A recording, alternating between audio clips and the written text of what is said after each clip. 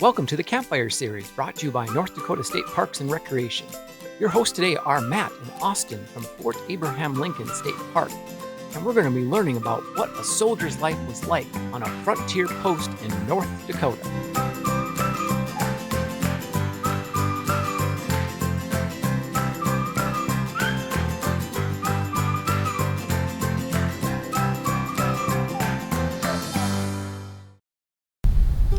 Hey everyone, welcome to the Campfire Series from North Dakota State Parks and Recreation. My name is Matt. I'm an interpreter here at Fort Abraham Lincoln.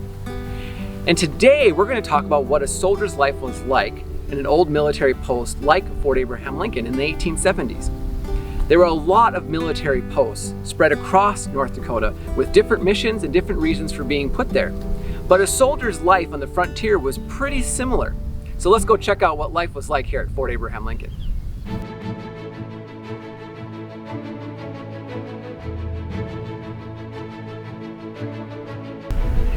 Enlisted men, like the ones that were stationed here at Fort Abraham Lincoln, played a very important role in the early development of Dakota Territory.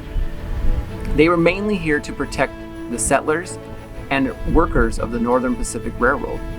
Oftentimes, those workers came into conflict with some of the indigenous tribes in the area, like the Lakota. But mainly, these soldiers were here to maintain law and order as the territories developed. Hey everyone, my name is Austin and I'm also an interpreter here at Fort Abraham Lincoln State Park. Welcome to the barracks.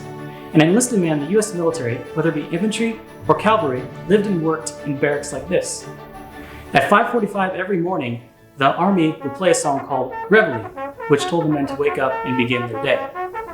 Bugle or trumpet calls were distinctive and told men what to do on a day-to-day basis. Each morning, it was a soldier's responsibility to get themselves ready, get the barrack space around them clean, and walk down to the stables to get their horses fed and ready for the day as well. The men had a lot of other different jobs and things to do at the fort too. Some were in charge of cooking, standing guard at different posts, playing the bugle or trumpet for their company, or traveling to Bismarck to get the mail and supplies for the fort. Here at the stables, enlisted men were responsible for feeding, grooming, and watering their horses. While some soldiers tended to their horses, others were assigned to stable guard, who were responsible for cleaning out all of the stalls. Once the stalls were clean, feed was poured into the horses' feed boxes. Horses were fed oats, corn, and/or barley 3 times a day. They were watered at the Missouri River twice a day.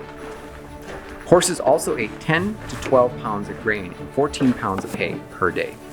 Before returning to the barracks for breakfast, the men and their horses had to pass inspection, which was carried out by a first sergeant, who then reported the completion of the inspection to the company's commissioned officer.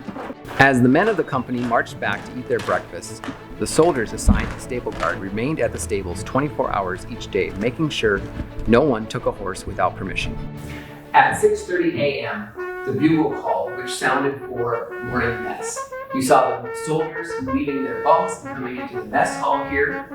Here they would find a pretty scarce morning breakfast, which consisted of coffee and bread, or even coffee and rice. Something simple to start their day with. The next few calls would keep a soldier busy until his next meal at noon. This could include fatigue call, where the men would work outside in certain projects like cutting firewood, building new structures at the fort, or gathering water from the river. At 9, the call for mounting the guard would occur. Every day, a few men from each company would be selected to be a part of the guard detachment. Another important job for the soldiers was drill and inspection time. This would happen out on this wide open space known as the parade ground. Each company of soldiers would spend hours each day practicing how to march and fight right out here. Lunch call would take place at noon. It would be the largest meal of the soldier's day. On Sunday, soldiers and their companies lined up for inspection, where the sergeants and officers would make sure all of their uniforms and gear were clean and taken care of. Soldiers also had to be completely cleaned and shined to act as guards. The cleanest and most put together soldiers from the guard could be selected for orderly detail, where they would get an easy job working for and waiting on officers that day. The most important day for soldiers would have no doubt been payday. Soldiers, like a private, were paid about $13 every month, but they were only paid once every 2 months. It was the job of an officer called the paymaster to travel from fort to fort here in the Dakota Territory to give soldiers their pay.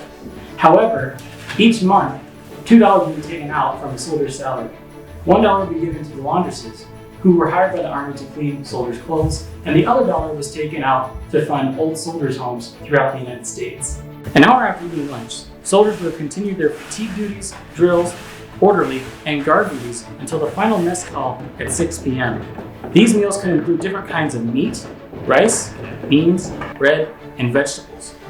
Once soldiers were finished with their final meal, they were finally free to relax. This was a time for soldiers who weren't on guard or orderly duty to relax a little bit. They could work on their uniforms, play cards in the barracks, or perhaps read a book. Some soldiers would also use this time to write letters or record their daily activities in journals. Dear Mother, I have arrived at my post in Dakota Territory, and I have spent the passing weeks with my company in the barracks. Suffice to say, the West is not what I was promised at the recruiting station in New York. Army life is dull and hard work. Most of the other fellows here are kind enough, and our officer is a splendid chap, but we rarely see him. Next Tuesday will mark 6 months since my enlistment in the Army. Several of the other recruits who I trained with and arrived here at Fort Abraham Lincoln with have already decided that this life is just not for them, and they deserted last week. Hopefully, my time here does not come to that extreme. We'll write again soon. Your loving son. Retreat and tattoo calls would signal the beginning of the end of the day. By the end of the day, soldiers were quite tired. These regimented activities were important for a soldier's development, keeping them both mentally and physically prepared for any call to action. Attention on the post!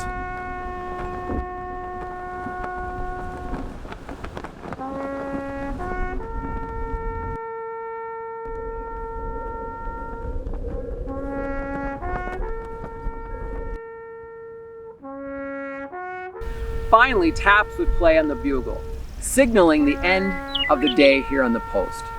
The U.S. flag would be lowered from the flagpole found in the center of the parade ground. The men would retire to the barracks, where they would find rest and rejuvenate for the next day as part of the Frontier Army.